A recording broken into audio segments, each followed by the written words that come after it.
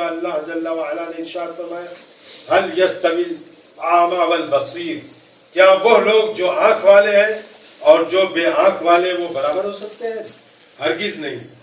جب آنکھ والے اور بے آنکھ والے برابر نہیں ہو سکتے تو ایسے ہی عالم اور جاہل برابر نہیں ہو سکتے، ایسے ہی نبی اور امتی برابر نہیں ہو سکتے۔ جو لوگ کہتے ہیں کہ معاذ اللہ نبی ہماری طرح ہے، نبی ہمارے ہی طرح ہے، ایک انسان اور بشر، وہ لوگ اس قرآن عظیم کی آیت سے عبرت حاصل کریں کہ عالم اور جاہل جب برابر نہیں ہو سکتے تو ایک نبی امتی کے برابر کیسے ہو سکتا ہے، یا امتی نبی کے برابر کیسے ہو سکتا ہے؟ معاذ اللہ، یہ وہی کہے گا جس کے دل میں انبیاء علیہ السلام کے تعلق سے بغض اور حسد اور کینہ ہے، وہی کہے گا۔ جیسے ان کے مولویوں نے اپنی کتاب میں لکھا کہ انبیاء ممتاز ہوتے ہیں تو علوم ہی میں، رہا عمل تو بسا اوقات معاذ اللہ امتی بڑھ جاتے ہیں۔ تو آپ بتائیں کہ امتی اعمال میں نبی سے معاذ اللہ بڑھ جائے؟ یہ تو وہی کہے گا جو کہے گا کہ باپ اور بیٹے برابر ہیں، کہ ماں اور بیٹی برابر ہے۔ ماں کا کیا درجہ ہے، باپ کا کیا درجہ ہے، اور بیٹے کا کیا اس کے سامنے حقیر ہے، کچھ بھی نہیں ہے، مگر وہ ایسے ہی سمجھتا ہے کہ باپ ایسے ویسے بیٹا، ایسی ماں ایسی بیٹی، ایسی معاذ اللہ نبی، ایسی امتی معاذ اللہ۔ انبیاء علیہ السلام تو اللہ کے نائب ہیں، نائب مطلق ہیں۔ اللہ کی نیابت جس مقدس جن انبیاء علیہ السلام کو حاصل ہے اس کی برابری وہی کرے گا جس کے دل میں ذرہ برابر ایمان رسول پاک صلی اللہ علیہ وسلم کے تعلق سے نہ ہو۔ اس لیے انبیاء علیہ السلام کی شان بہت بلند ہے۔ قرآن حکیم میں اللہ تعالیٰ نے ارشاد فرمایا تلک الرسل فضلنا بعضهم علی بعض، کہ ہم نے بعض رسولوں کو بعض رسولوں پر فضیلت دی اور بعض کو تو اپنا کریم بنایا، شرف کلام سے بخشا، اور بعض کے اس سے بھی درجات بلند ہیں۔ تو قرآن میں اللہ تعالیٰ نے جب یہ ارشاد فرمایا تو یہ چند جملے عربی کے یاد کر لیے تو سمجھتے ہیں کہ نبی اور امتی معاذ اللہ برابر ہو گئے۔ بہرحال اللہ تعالیٰ نے ہمیں اولیاء کاملین، علماء دین، بزرگان دین رضوان اللہ تعالیٰ علیہ اجمعین کے دامن سے وابستہ ہونے کا حکم دیا ہے اور ان کا ذکر جمیل کرنے کا بھی حکم فرمایا ہے۔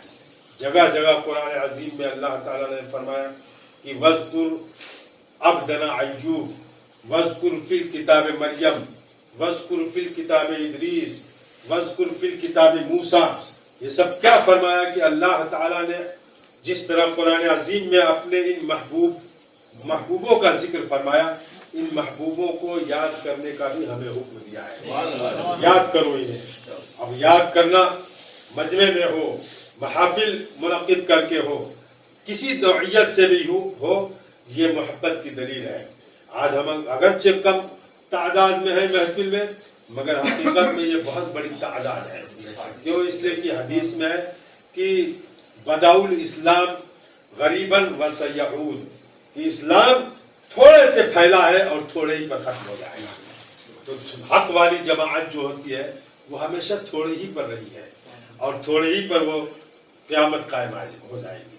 تو بتانا یہ ہے کہ تھوڑے تعداد میں اس بات کی غمازی نہیں کرتا ہے کہ معاذ اللہ ہدایت پر نہیں ہے، بلکہ ہمیشہ ہدایت والے افراد کم ہی رہے ہیں، مگر یہ کم لاکھوں کروڑوں پر بھاری ہوتا ہے۔ اسی لیے تو حضور حافظ ملت علیہ رحمت و رضوان کا وہ قول مجھے یاد آیا کہ ان کی خدمت میں بعض مدرسے کے منتظمین نے ایک سوال کھڑا کیا کہ حضور اتنی تعداد ہمارے مدرسے میں بچوں کی پڑھنے آتی ہے مگر فارغ ہوتے ہیں 3 یا 4 یا 5، اور ندوہ میں دیکھیے تو 100 200 فارغ ہوتے ہیں، سمجھ میں نہیں آ رہی ہے۔